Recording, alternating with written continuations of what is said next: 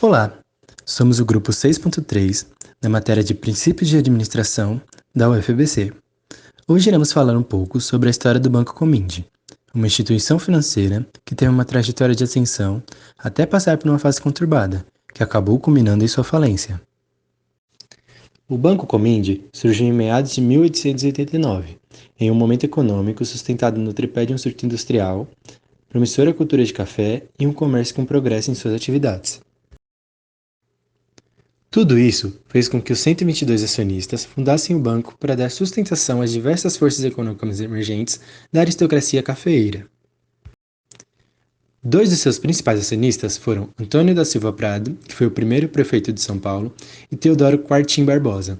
Com o passar do tempo, o banco se destacou no mercado financeiro, chegando ao posto de sexto maior banco privado brasileiro em 1974. O banco apresentava-se como promissor, com uma boa carteira de clientes e investidores.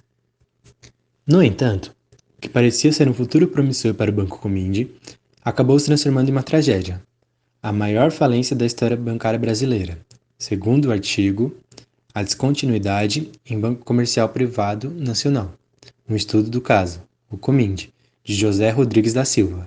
Diversos fatores contribuíram para a falência da instituição financeira, entre eles a má gestão de recursos financeiros, conflitos de interesses envolvendo a diretoria do banco e irregularidades contábeis. Esses três tópicos serão abordados no decorrer do vídeo. Durante nossa pesquisa, descobrimos que a diretoria do Banco Comind foi acusada de utilizar recursos do banco para benefício próprio, o que gerou um conflito de interesses entre a instituição financeira e seus clientes e investidores. Além disso, o Banco Comind manipulou os dados contábeis para mascarar a real situação financeira da instituição e atrair novos investidores. Quando essas informações passaram a se tornar públicas, a confiança dos clientes e investidores do Banco Comind foi abalada, o que levou à fuga de capitais e à queda da instituição financeira. Após anos de turbulência, a situação se arrastou até o ponto em que a empresa foi liquidada pelo Banco Central em 1985, com um rombo de cerca de 2,5 bilhões. A história do Banco Comind é um exemplo de como a má gestão financeira e as irregularidades contábeis podem levar uma instituição financeira à falência. A falta de transparência e ética dos negócios pode ter consequências graves para todas as partes envolvidas. Essa história serve de alerta para outras empresas e gestores que buscam excelência no mercado financeiro. A atenção deve ser redobrada à gestão financeira, à transparência dos negócios e à ética profissional. Pensando em fazer uma análise do caminho que o banco levou até a sua falência, poderíamos usar o modelo Canvas, separando os 9 blocos em 4 etapas. Seriam elas: o que, como, quanto, para quem. Focaremos nas 3 últimas, pois serão mais claras e pertinentes para observarmos quais erros o banco cometeu. Quando pensamos em como, observamos que o Banco Comind escolhia parcerias inseridas em um esquema de interesses, fornecendo maior quantidade de créditos para empresas devedoras. Também vemos a criação da STAB, para limitar o acesso de empresários externos, o que favoreceu a ação de centralização do controle do banco. Ao pensar no quanto, a má gestão orçamentária do banco já foi mencionada. É interessante notar que haviam muitas agências e funcionários, cerca de 17 mil funcionários e 300 agências, mesmo dentro do contexto de declínio da instituição, algo que não estava sendo bem organizado e gerenciado pela diretoria. Além disso, podemos pensar nos montantes envolvidos com fraude fiscal e com o problema recorrente de falta de liquidação de débitos. Indo para o último tópico, temos o para quem. Lembramos da má reputação que o banco acumulou por anos, que gerou desconfiança e instabilidade no relacionamento com os clientes. Era destacado que o banco liberava créditos para os maus pagadores. Novamente, existe uma má gestão por parte da diretoria do banco, uma vez que não havia uma segmentação de clientes criteriosa. Bom, agora é possível pensar em caminhos diferentes que o Banco Comind e sua diretoria poderiam ter tomado para evitar a falência da empresa. Usaremos alguns dos 9 componentes do Canvas para estruturar nossa análise. Começamos pensando na atividade-chave.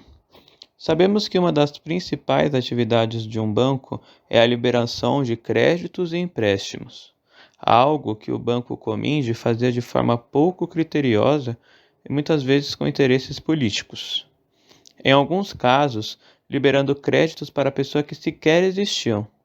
Então, nota-se a presença de fraude na atividade-chave principal do banco.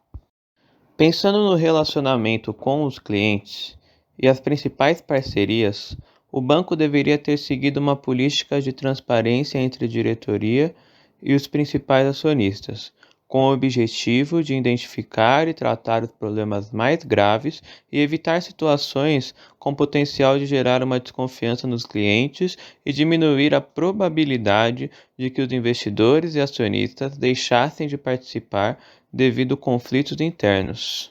Ao analisar a estrutura de custos, o banco poderia ser mais racional e analisar melhor antes de tomar decisões chaves sobre compras de outros bancos e ser mais cauteloso ao realizar empréstimos, deixando de lado o interesse pessoal dos gestores da empresa.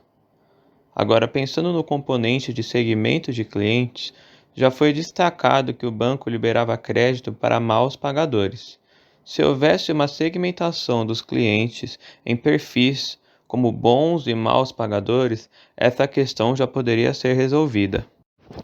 Além da abordagem utilizando Canvas, podemos também pensar em uma abordagem utilizando as 5 forças de Porter.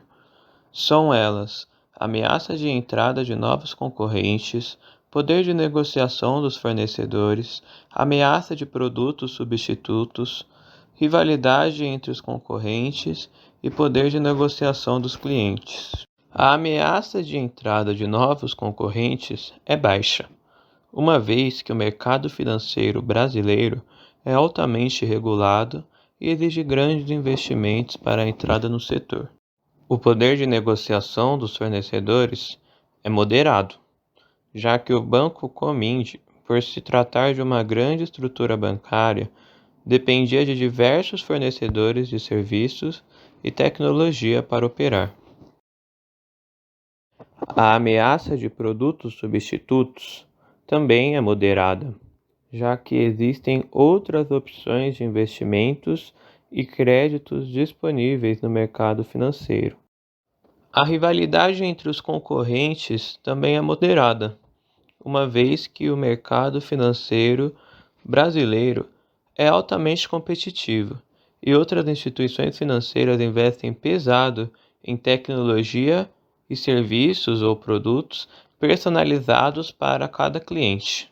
O poder de negociação dos clientes é alto, sendo a única força de Porter classificada como alta, pois os clientes do Banco Cominge possuem ações de outras instituições financeiras para escolher. Além disso, são eles que investem seu patrimônio no banco ou simplesmente deixam uma quantia lá. E é através disso que o banco consegue um fluxo de ativos para realizar suas operações, como empréstimos e liberação de crédito, que, como sabemos, através do Canvas, é a atividade-chave do banco.